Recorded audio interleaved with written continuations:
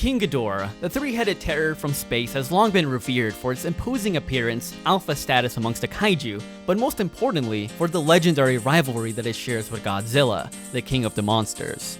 The draconian destroyer of civilizations and planets has been in quite a good number of films, comic books, and video games over the decades, which definitely makes it harder to gauge as to which version of the space dragon is the strongest amongst all of them. Lucky for you guys though, once again, I decided to go over all of the main films, numerous guidebooks, and other stuff to help determine if the title of the strongest King Ghidorah is earned quite easily, or with a lot of competition. Before we begin, I'd like to mention the attributes that we are analyzing to determine if one King Ghidorah is above the other. We'll not only be looking at the overall rate and range of destruction of the monsters, but also their speed, durability, and their significance and threat within the narrative of the story. And I'll also be analyzing the power of Godzilla and other kaiju, as it'll help make the scaling a lot easier. Worthy to note as well, just because one King Ghidorah destroys more shit than another doesn't necessarily make it stronger than another one who didn't destroy that much stuff. Otherwise, with that logic, one could argue that Frieza from Dragon Ball Z is stronger than Cell simply going off of that Frieza wiped out planets and Cell didn't, even though through the narrative and scaling from the series, we know that it's not the case. Also, if you guys want to see more kick-ass Godzilla content, then you should subscribe. Thanks. Let's go ahead and jump right in. First on the list is the mythical Ghidorah from the Millennium era film, Godzilla, Mothra, and King Ghidorah, Giant Monsters All-Out Attack. This version is quite unique as it is more closely linked to the mythological creature in Shinto literature known as Yamata no Orochi, an 8-headed serpent who was slain by the legendary storm god Susanoo. It's able to use the trademark gravity beam-based attack and can fly at Mach 3 speeds, making it supersonic. Instead of being a simple destroyer god in this iteration, it had the role of a guardian deity as it allied up with Baragon and Mothra in attempts to defeat Godzilla. The GMK Godzilla is essentially the same Godzilla from the original 1954 film who was seemingly killed off by the oxygen destroyer. But he was able to regenerate and later became possessed with the souls of men who died in World War II, making it more vengeful and relentless than a normal Godzilla. Within my Godzilla ranking video, I said that GMK Godzilla was at least comparable to Showa Godzilla, who was able to evaporate millions of tons of seawater with ease, which, requires megatons of energy. That amount of power is easily capable of leveling vast portions of cities, yet Godzilla was able to chill in his jacuzzi without damage or a care in the world, meaning that GMK Godzilla would also be capable of such a feat. Out of the three Guardian monsters, Ghidorah was clearly the strongest one as it managed to electrocute and stagger Godzilla using its gravity beam-based bites. What amazing alliteration. While Mothra and Baragon were outright stomped with less effort from Godzilla. But unfortunately, Ghidorah was still unable to knock it out or even heavily damage it. Mothra, who is Bae, decided to take one for the team and sacrifice herself to block one of Godzilla's atomic breaths, which allowed Ghidorah to become the golden aura'd King Ghidorah after absorbing Mothra's life force. It definitely fared much better this time around as it was able to envelop itself in a shield that could endure Godzilla's beams, and it literally no-U'd Godzilla's attacks as it redirected them back and wounded it, seemingly fighting on par with it. Once the battle took to the water though, Godzilla had the edge and was clearly smarter as it used Ghidorah as a shield to take the torpedo that was meant to go into its injury. So, King Ghidorah responded by blasting Godzilla with a point-blank gravity beam, which you would think would have killed it, but nah. If it wasn't for Godzilla absorbing it and essentially one-shotting King Ghidorah then and there, vaporizing it in one fell swoop. Regardless, GMK Ghidorah is at least comparable to GMK Godzilla, going by its golden form. But why is this version of Ghidorah so low on the list? Well, GMK Godzilla is basically the original Showa-era Godzilla with more potent regeneration, energy absorption, and is clearly stronger as its atomic breaths could vaporize kaiju. Showa King Ghidorah, as we'll talk about later in the video, was outright superior to the early second Showa Godzilla, who trained and became more powerful than the original Showa Godzilla, who GMK Godzilla is based off of. Not to mention, Ghidorah is pretty slow here because it failed to react or try to dodge Godzilla's atomic breath pretty much every time, which is likely beyond Mach 3 levels of speed. However, it is very possible that we never saw a full-powered King Ghidorah because in the movie, it is stated that the Guardian monsters needed to rest for several thousands of years to reach full strength. But since only 2,000 years had passed, Ghidorah was not fully grown, and according to the legends, it used to be an 8-headed dragon, now was a 3-headed one. But hey, it should be able to wipe out a good chunk of a city at least. I think we can all agree that 2020 has been a pretty god-awful shit year, right? But 2019 wasn't so bad, since one of the most impressive alpha incarnations of the Space King showed up on the big screen in the third Monsterverse movie, King of the Monsters. The one who is many, descended from a star or some faraway planet in the universe looking for its own territory as it lived in the shadow of its older brother, El Hermano. No, for real, it actually does have an older brother, so that's cool if you didn't know that. Monster Zero has long been attributed to being the origin behind the Shinto myths of Yamata no Orochi, the rainbow serpent from Aboriginal tales, and even the venomous, god-fighting Hydra from Greek mythology. Revered as being a living global extinction event, King Ghidorah is by far one of the most terrifying space kaiju who was determined in wiping out all life on Earth. Its bioelectrical structure allows it to feed on the life force of other kaijus and other power sources, but its most interesting adaptation by far is that its skin has traces of aurum.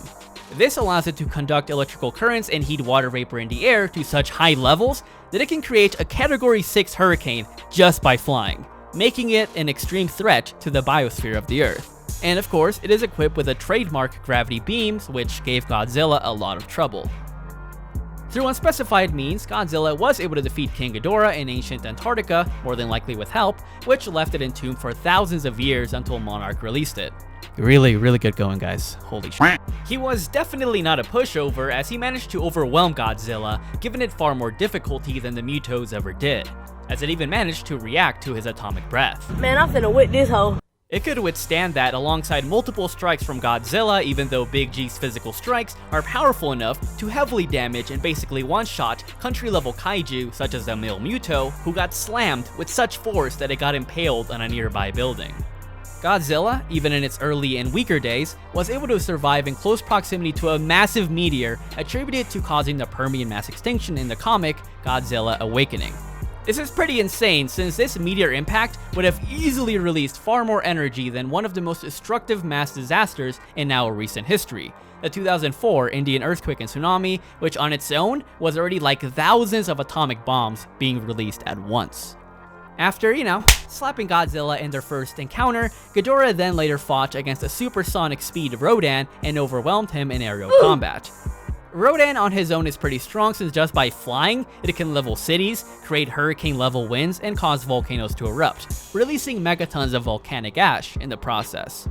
King Ghidorah is quite comfortable fighting in the land and in the sky, but he was at a severe disadvantage in Godzilla's turf, the sea. This allowed Godzilla to rip off one of Ghidorah's heads, which, you would think is a pretty, mortal wound, right? But, you'll see later on. This advantage was pretty short-lived, though, due to the humans dropping one of the most feared weapons against kaiju, the Oxygen Destroyer. Luckily, due to its alien properties, freaking cheater, it was unaffected by the Oxygen Destroyer that left Godzilla in critical condition. What's more, it has very potent and fast regeneration, as it was able to reconstruct its head in less than 30 seconds. Upon establishing his role as Alpha, Rodan was like, do I die or do I simp? And obviously we know he simped. Never simp, guys. Ghidorah's call was so impactful with such a crazy range that it awoke titans from all over the world, except for Kong, because he didn't give a shit. Using this newfound influence, Ghidorah planned to reshape the planet to his will, and multiple characters stated that it wasn't going to restore the Earth's environments, but it was actually going to cause a mass extinction event. Unfortunately, there is no exact time frame as to how long this would take, but the characters act very urgently about it.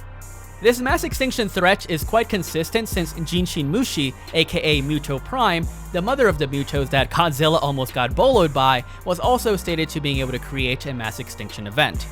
And by the way, this happens in the Godzilla Aftershock comic, which is canon. And let's not act like Muto Prime isn't an OP goddess, since she basically made it a career to hunt and kill members of Godzilla's species, defeating over a dozen Gojis over thousands of years, if not even millions of years, which should be durable enough to withstand a previously mentioned Permian meteor. It wasn't until Godzilla got juiced up by Juggernog that he was able to contend far better with Ghidorah, arguably being equally matched with him as he forced Ghidorah to absorb energy from a nearby power plant. This allowed it to unleash a massive electrical storm, basically pulled a Palpatine, or actually, you know what? No. Palpatine pulled a Ghidorah. Goddamn Star Wars copying. Anyways, this massive electrical storm wiped out air units and greatly injured Godzilla in the process. And let's just say that Ghidorah definitely lives, as he was able to overwhelm Godzilla and pick him up, who weighs an astonishing 99,000 tons, and drop it from several miles above.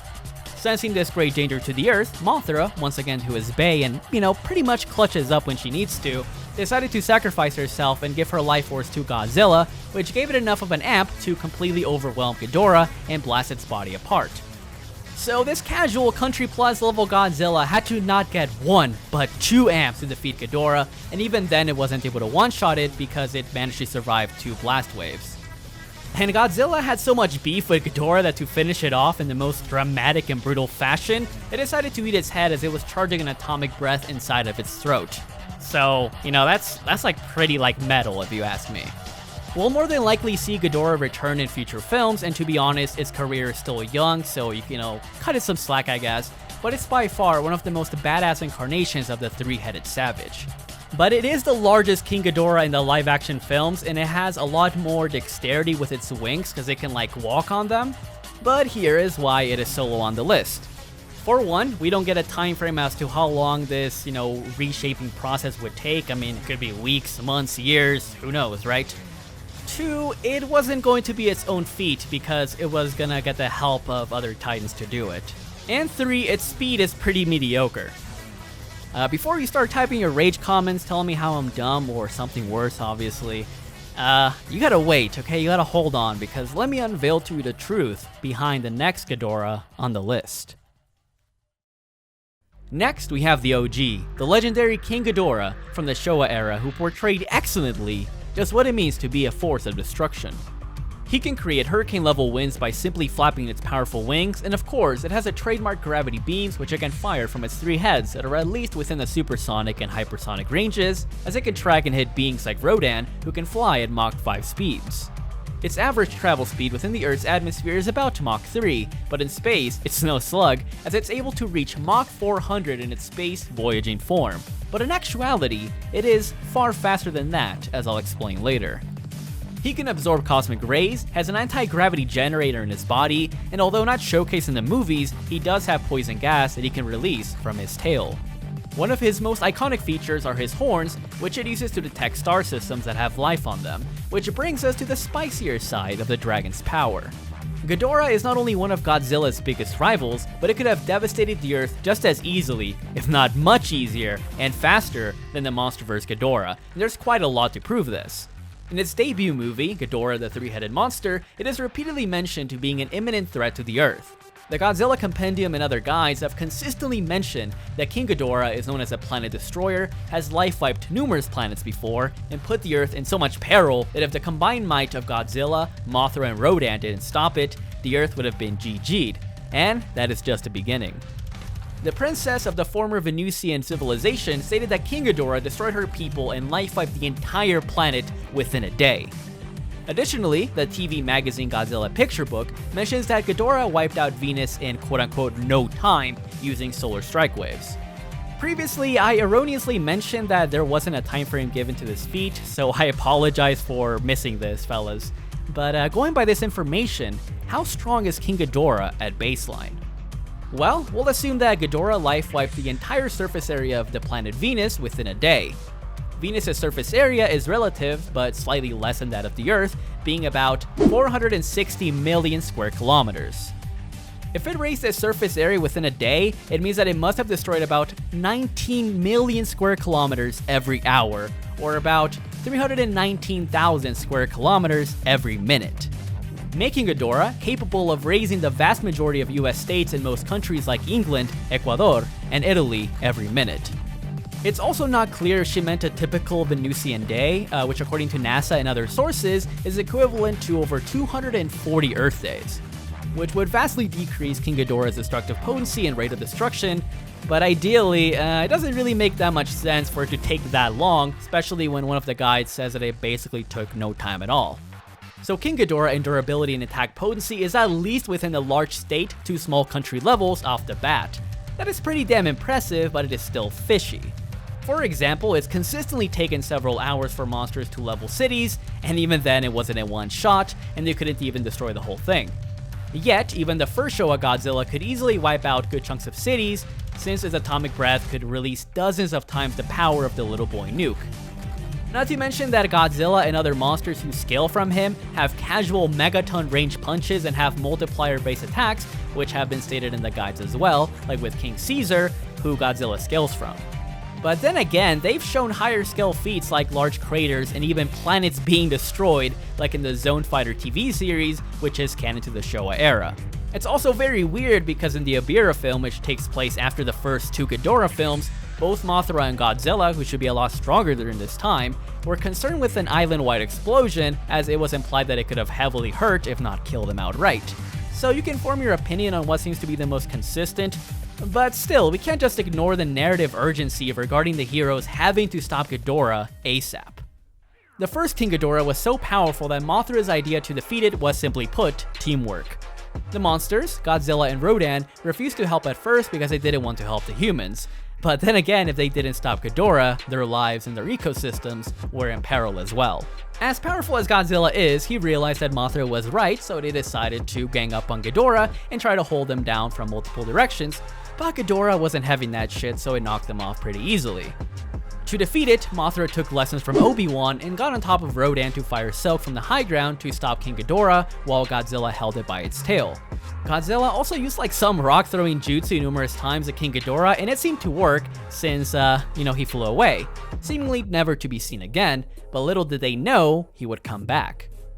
In the second Ghidorah film, Invasion of the Astro Monster, it's revealed that Ghidorah was under the mind control of aliens from Planet X, who planned to use Ghidorah and the other monsters to take over the Earth as a colony. Once again, it's stated that all three monsters are capable of wiping out all life on Earth. During this point in time, Godzilla had gotten stronger, as it's confirmed in the guidebooks that Godzilla was training and getting smarter from film to film, and it's shown quite well as Godzilla and Rodan were able to fend off King Ghidorah the second time around without Mothra's help, and Godzilla was even able to dodge Ghidorah's gravity beams, which are at least hypersonic to faster than light.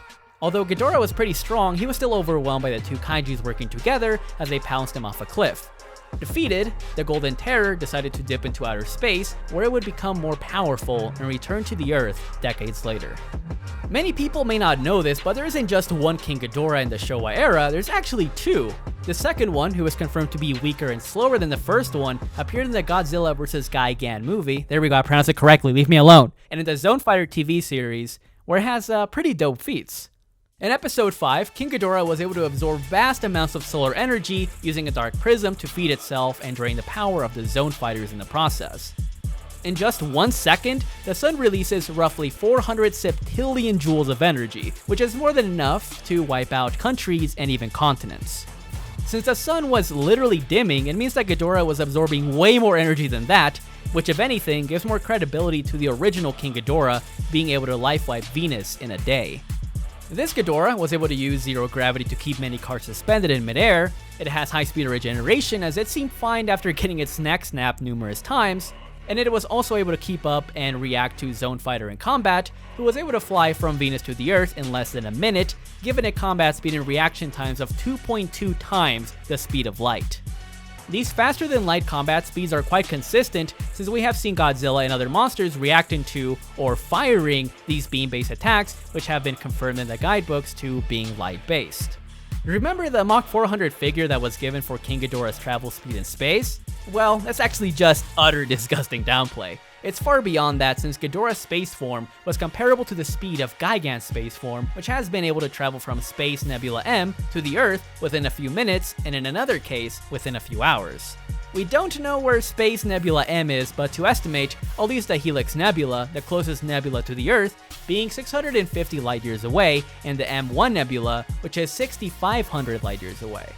In one instance, Gigan took roughly about 8.5 minutes to get to the Earth, meaning that it traveled 40 to 400 million times the speed of light. When Ghidorah traveled with Gigan, they took several hours. Even if we said it took half a day, King Ghidorah's speed would still be a whopping 475,000 to 4.75 million times the speed of light. This isn't applicable to combat speed, but it's still pretty impressive nonetheless. The Showa series has a pretty clear power creep, since within the Godzilla vs. Gigan films, which takes place before Zone Fighter, Godzilla had a good degree of difficulty against Gigan. I mean, he was like the first one who managed to cut him. Yet in the TV series, after training for some time, it was able to knock the out of an upgraded Gigan pretty easily, proving that Godzilla during this point had clearly become more powerful than the early King Ghidorahs. Now, we get to destroy all monsters, the coup de grace that proves that Showa King Ghidorah is stronger than the Monsterverse one, without a doubt.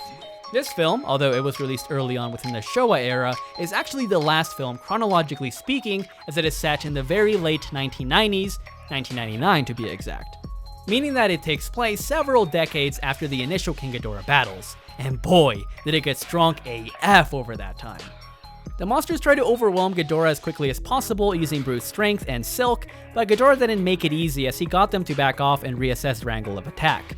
Once Godzilla managed to grab Ghidorah to keep it on the ground, it was still not enough, so Anguirus and Gorosaurus then moved in to assist him and kick him down until it succumbed to the floor. And here's where they did my boy dirty as they all ganged up on him, stomped and bit him for several minutes until it died. And honestly, I couldn't help but be reminded of that one scene in part 5. To put it simply, both King Ghidorahs, most notably the original one, was such a goddamn monster who was so powerful that many kaijus had to fight it and gang up on it. It should be able to resist Mothra's poisonous powder, Kumonga's venom, and even millions of volts of electricity, scaling from Godzilla's own resistance. And keep in mind that Godzilla had been training for over 20 years after already being stronger than the initial King Ghidorahs, who could already life wipe planets in a short amount of time and absorb massive amounts of solar energy, which as I mentioned could easily wipe out countries and even continents. Meaning that the original King Ghidorah at its peak is easily a large country level threat, possibly even within the continental ranges of power given the massive power creep in the Showa era. He's easily hypersonic to faster than light in combat and travel speed as well, which is more that can be said for the Monsterverse Ghidorah. Even so, as mighty and as terrifying as this king is, he's unfortunately still inferior to the planetary busting potential of the next Ghidorahs on the list. As you guys might already know, I highly stan the Heisei era, and although Godzilla was mighty powerful in this iteration, King Ghidorah managed to give it a good deal of trouble. Unlike the Monsterverse and Showa Ghidorahs, the Heisei King Ghidorah was not a space kaiju nor a mythical guardian, but was actually created from 3 Dorabs, futuristic, rad-looking things that are disgusting, from the 23rd century that became exposed to huge amounts of nuclear energy, which allowed them to mutate into a 3-headed terror. Although, far from being the strongest villain in this era, it did manage to endure Godzilla's atomic breath numerous times, and at one point seemed to have the upper hand as it stomped Godzilla into the ground. It even managed to put Godzilla into a headlock, depriving it of oxygen, which caused it to foam from the mouth, nearly killing it then and there. Unfortunately, Ghidorah was repelled by an atomic pulse that Godzilla released from its body, kind of like an electric eel, and later its wings became tattered in the process. Regardless, King Ghidorah came closer to killing Godzilla than Mothra, Batra, or Biollante had. Even after becoming enhanced by futuristic technology and becoming Mecha King Ghidorah, which was honestly more of like a downgrade, it was still unable to kill Godzilla, but it did manage to stalemate it by grappling it with electrocuting cables and dropping it into the sea. It's worthy to mention that Ghidorah wasn't really able to fight on its own accord since it was being controlled by pretty mediocre humans, and to be honest, the girl who piloted quote-unquote Mecha King Ghidorah was pretty garbage as she failed to react to any of Godzilla's attacks and allowed Ghidorah to get hit several times. Even though base Ghidorah was able to react to and evade one of Godzilla's attacks prior to the upgrade.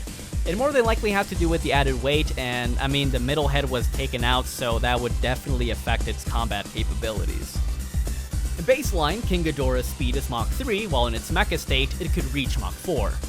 However, scaling from the other Godzilla monsters, it is quite easily able to fire hypersonic gravity beams, since Batra's attacks could reach over 1500 meters in less than half a second, granting it Mach 12 to even Mach 24 speeds. Mothra, who is about equal to Batra, was able to dodge some of these attacks, yet both of the Moths still got hit by Godzilla's attacks. This would scale to King Ghidorah since the speed of its gravity beams were relatively equal to Godzilla's. And by the way, the calculations for this and the other previously mentioned feats will be in the description below. Anyways, how powerful is this King Ghidorah? Well, Mothra and Batra were individually capable of wiping out a planet-destroying meteor. We don't know the exact extent of the meteor's effect, whether it's like a mass extinction event or the planet being destroyed outright, but it is stated by the Cosmo Twins that the Earth, which is like a living thing with feelings in this verse, would be completely destroyed.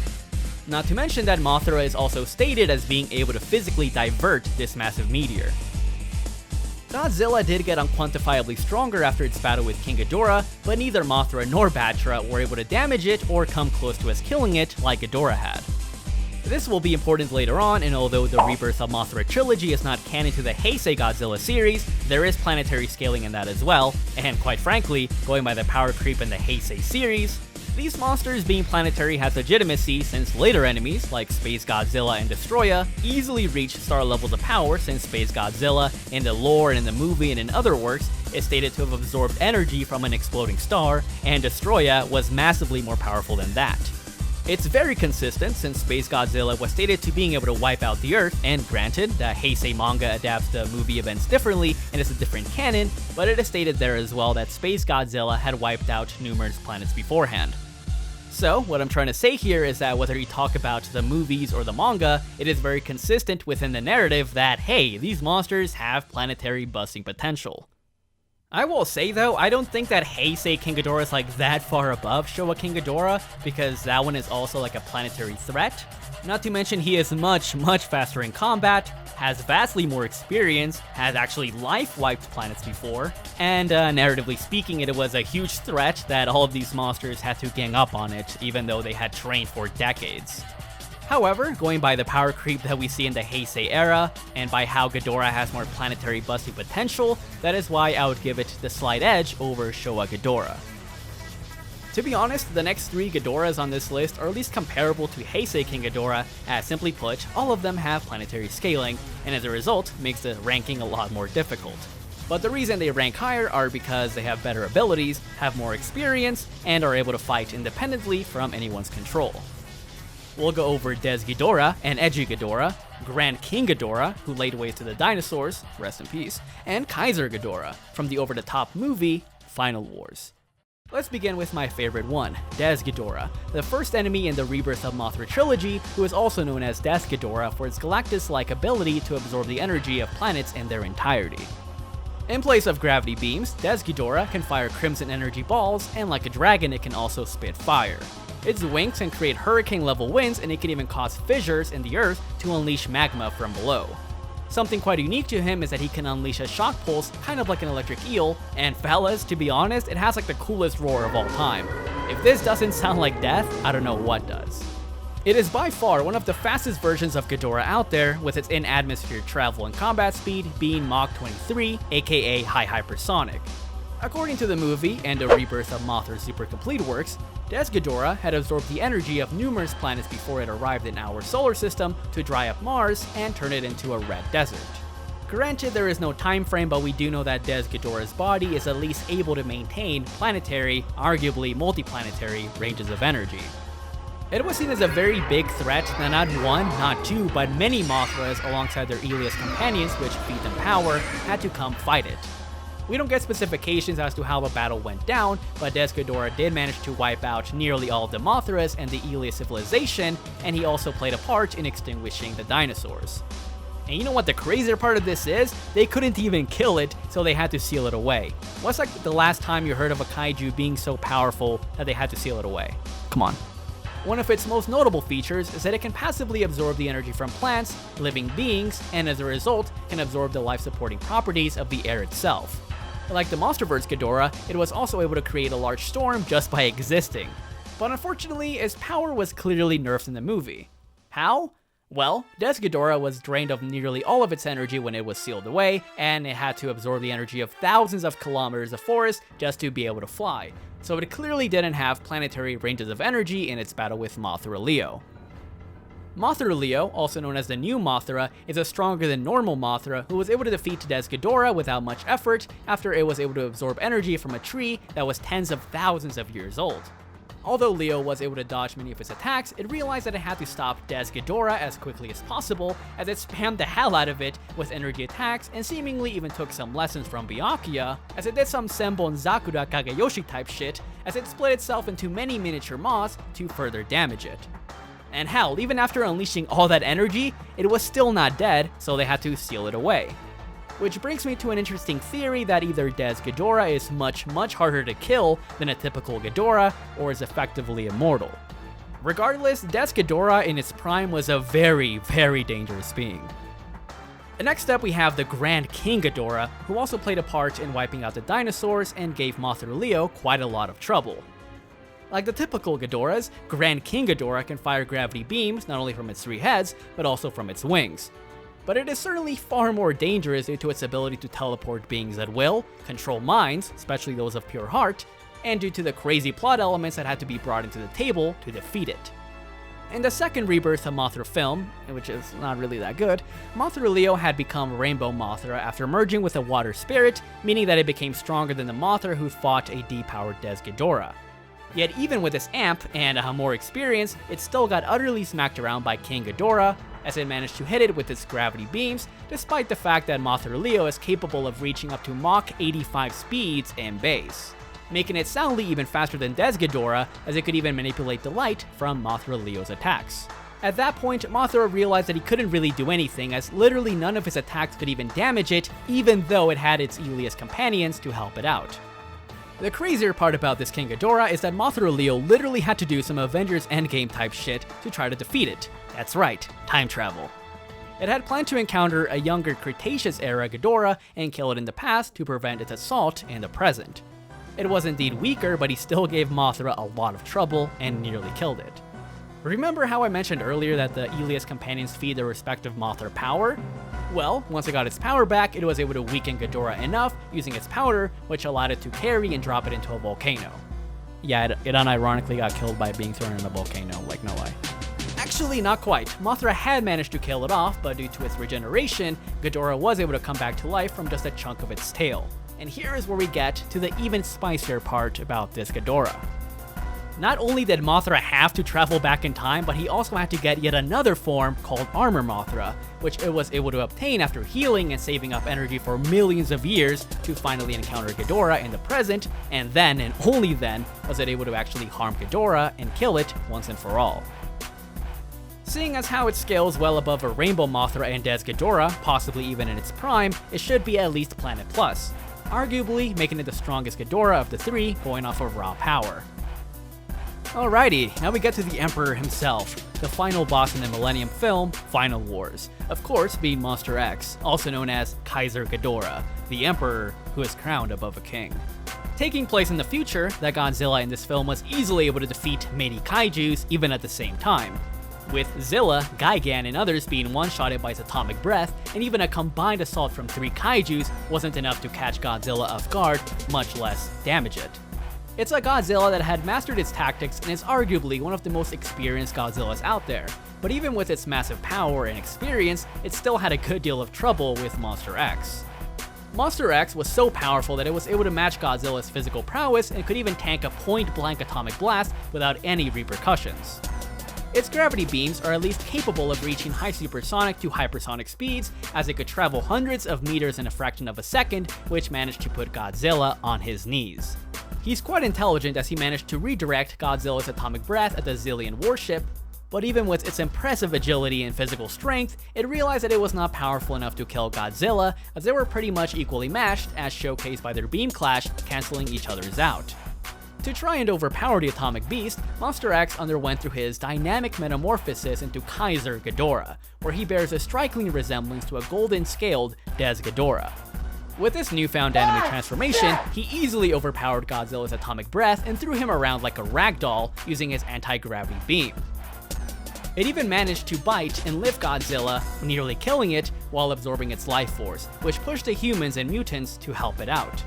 Shinichi Ozaki, a Zillion human hybrid, decided to feed his Kaiser power to Godzilla. I'm not gonna explain it, it's a weird movie, which allowed it to get Kaiser Ghidorah off of him, blast its heads off, and with a massively amplified red spiral ray, it was strong enough to yeet Ghidorah into the atmosphere and pulverize it completely, saving the Earth from certain extinction.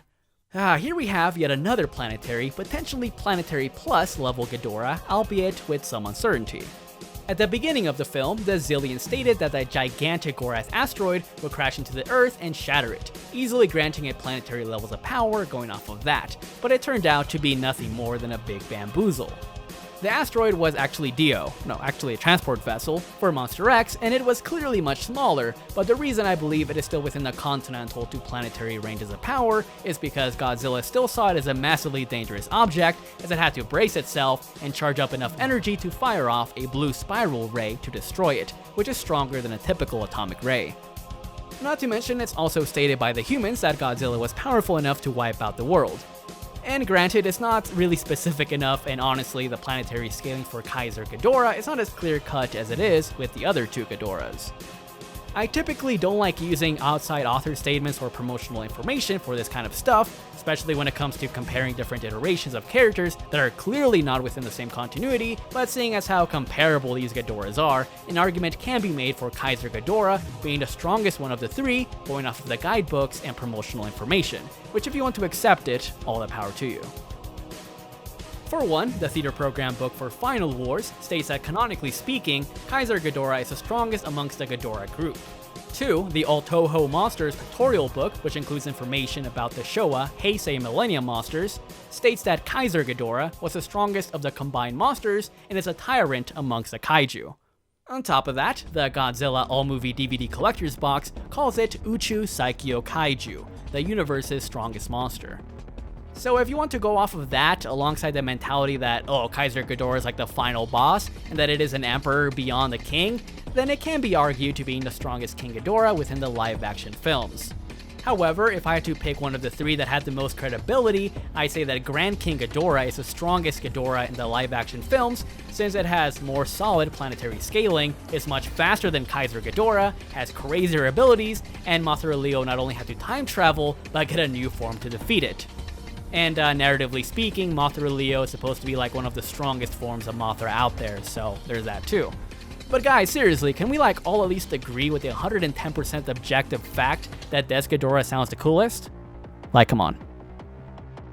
Pretty obviously that number one is the higher dimensional King Ghidorah from Godzilla Earth, aka a watered down Attack on Titan storyline with Godzilla, who honestly sucks because the trilogy sucks, and he's the strongest one because he made black holes that have tens, hundreds, arguably even thousands of times the mass of the sun. So you can say it's like large star to like solar system level or something. Who really cares? I already scaled him when I did that Godzilla ranking video anyways. For real though, there's really not much to say about this Ghidorah apart from that it can, make singularities and stuff like that. And I wouldn't really count him as a Ghidorah because it's not even a space kaiju from the same universe. It is more so a god that looks like Ghidorah. Can't argue with it though because it does have like the highest body count amongst all of the Ghidorahs since it did swallow thousands of planets. It's pretty OP though, since Godzilla Earth, even prior to growing in power and size for thousands of years, was already capable of wiping out Gorath, which can be calculated to being like a small planet level feat. Yet, it was still powerless against Ghidorah due to its higher dimensional existence and immunity. Fortunately though, its higher existence can be nullified through special means. Noodle Dragon aside, it's pretty much between Kaiser Ghidorah and Grand King Ghidorah, but we all know who truly is number one, right guys? Anyways, thanks so much for watching. I'm pretty excited to see which one you guys think is the strongest one within the live action films, and I'll probably do Mothra or Mechagodzilla up next. I don't know, we'll see. I really hope you guys enjoyed, stay safe, be clean, and I'll catch you thotties next time. Peace out.